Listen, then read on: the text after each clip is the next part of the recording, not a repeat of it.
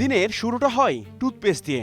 সেই টুথপেস্টেই পাওয়া যাচ্ছে শরীরের জন্য মারাত্মক ক্ষতিকর মাইক্রোপ্লাস্টিক। জাহাঙ্গীরনগর বিশ্ববিদ্যালয়ের এই গবেষণা সামনে আসার পর তৈরি হয়েছে নতুন আতঙ্ক। এরা আসলে বিষ ব্যবহার বিক্রি করতেছে আমাদেরকে মারার জন্য, স্লো পয়জন দিয়ে আমাদেরকে শেষ করে দেওয়ার জন্য এই কোম্পানিগুলো করতেছে। আমাদের মাথার উপরে কাঁঠাল ভেঙে এরা কোটি কোটি টাকা সম্পদ লুটপাট করে নিয়ে যেতেছে আমাদেরকে ক্ষতি করে দিয়ে। এইটার মধ্যে যে মাইক্রোপ্লাস্টিকটা যাচ্ছে তো আমাদের ক্যান্সারের ঝুঁকি বাড়তেছে।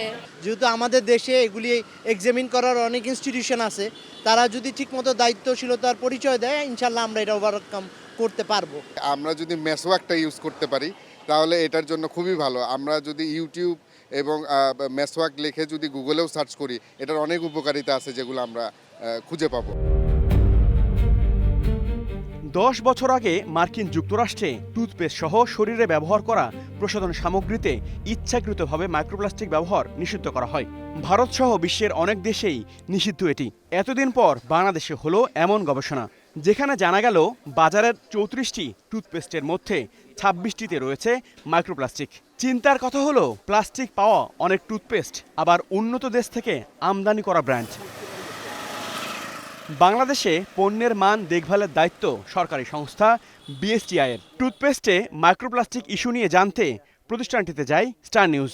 আমি নিজেও ব্রাশ করি প্রতিদিন সকালে ঘুম থেকে উঠে প্রথম ইনস্ট্রুমেন্টই থাকে যে ব্রাশ দিয়ে দাঁত ব্রাশ করব।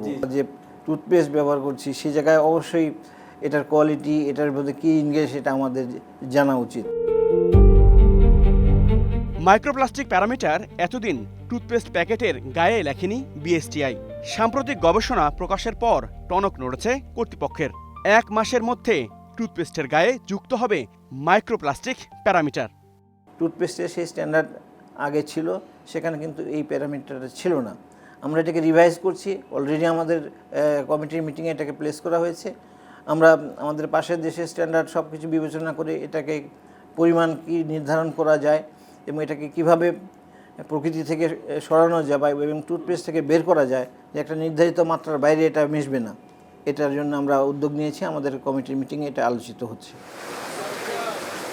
এখন প্রশ্ন হলো, দেশের বাজারে থাকা যে লাখ লাখ টুথপেস্ট রয়েছে সেগুলোর কি হবে?